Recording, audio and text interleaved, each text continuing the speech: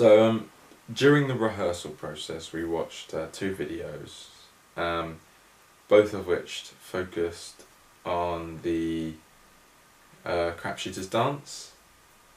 And so what we did is we decided to take aspects of the dance. For example, we really like the kind of fast-paced movement of the dance, so we wanted to try and incorporate that, and the kind of sharp pointed fingers, jazz hands, all the kind of leaps and turns that were quite aerobic and well structured and well designed. So they kind of filled the stage, which was interesting. And I mean, if that could be incorporated into the work, then I'm sure we would. Another thing was the characterization. All the performers took on this kind of New York Yankee kind of Bronx attitude, which was very successful considering you have these characters in Guys and Dolls that are from the Bronx and speak with very New Yorkian accents. In terms of other kind of dance movements, we looked a lot into the kind of leaps and little kind of steps that could be incorporated into the work. We decided to look into those because we thought it was kind of very relevant to the style and the way the original production was designed. Now the idea behind the scene is that Sky Masterson, one of the main characters, is about to roll the dice, and it's all about how he fails and he doesn't get the role that he wanted and how he loses a lot of money essentially.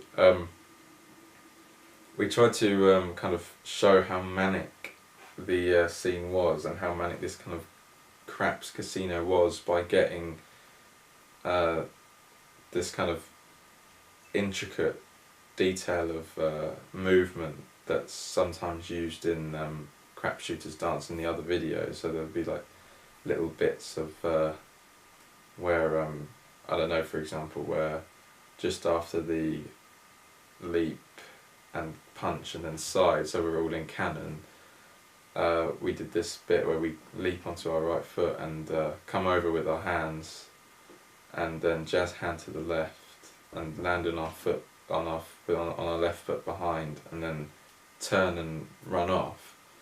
And there's kind of little bits of movement like that. We also like this canon idea that we incorporated in, which is where you have one character on stage who starts this sequence of movement. And what our sequence was a outstretched right arm and then over on the right leg as the left leg kind of looked as if it was just kind of scooping back in. And we had this on repeat going both to the left and to the right. We then, after took this, so then gradually more people would enter the stage. So we had the first person, and then we had 2 people, and then we had 4, and then we had 8, and then that was it.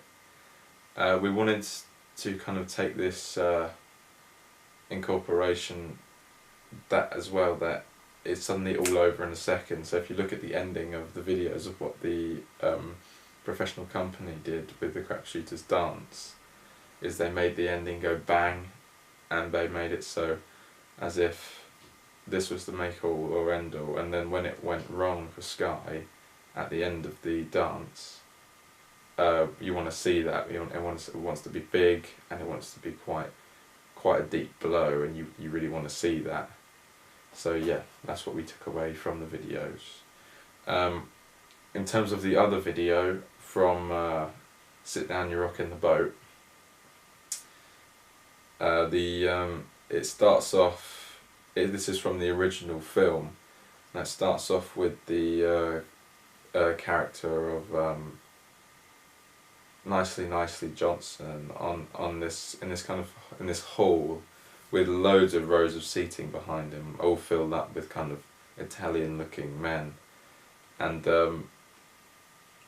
it's all about how they kind of want to mock the people around them. And so in our case, it essentially is the audience, but about the people who are around them. They want to really kind of annoy them, and just for their own sense of humour, they just want to amuse themselves by making other people annoyed. So what we did was we took we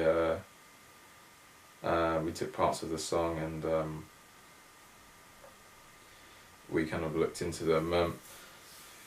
So for example, we took the moments in the footage of the film where they kind of swirl around on their seats as if there's like a wave, because this was it looked good. It was visually, it was pleasing, and it worked in terms of the kind of fast-paced movement of the piece.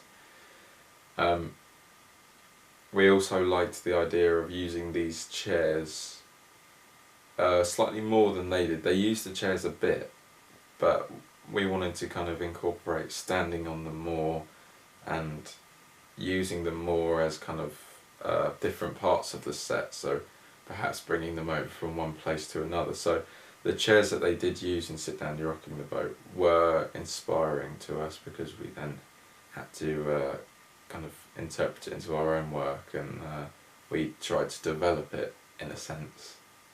So yeah, that's the Sit Down, You're Rocking the Boat.